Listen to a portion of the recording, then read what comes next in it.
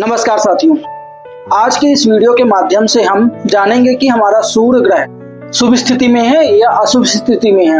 आज की इस वीडियो के माध्यम से हम यही जानेंगे कि हम अपने हाथ की रेखाओं के माध्यम से, हाथ की उंगली के माध्यम से अपने सूर्य ग्रह को कैसे देखें।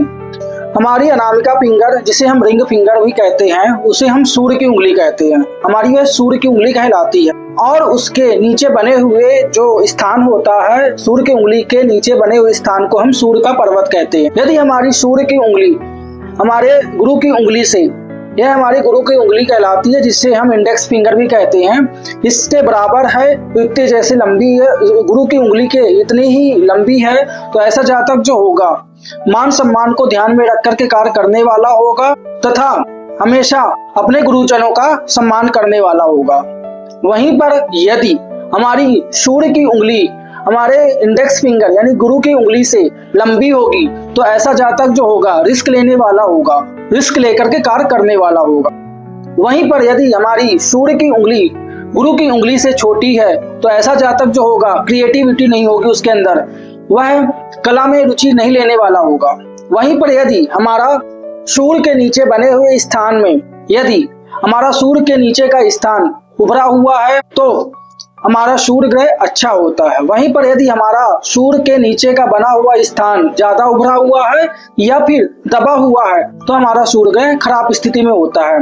यदि हमारा सूर्य का पर्वत अशुभ स्थिति में है, तो हमारे पिता को शारीरिक बीमारी हो सकती है तथा हमें मान सम्मान में हानि मिल सकती है। यदि सूर्य पर्वत पर एक रेखा खड़ी रेखा हो, तो यह दिखाता है कि हमें मान सम्मान की प्राप्ति होगी, हमारे सारे कार्य आसानी से बनेंगे।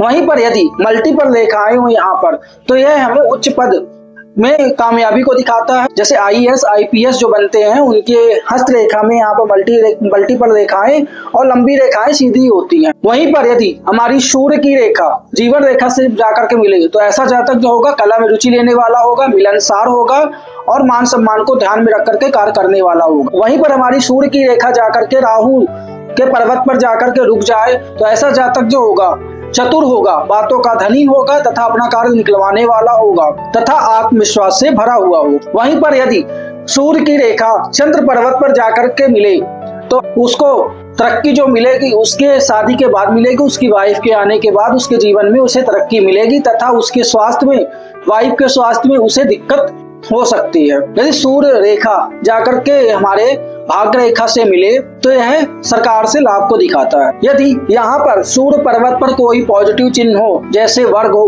तो ऐसा जातक जो होगा हर परिस्थिति से लड़ने वाला, हर परिस्थिति से उबरने वाला, इसे कोई ना कोई ऐसा सपोर्ट मिलेगा जिससे वह हर परेशानी से उबर जाएगा।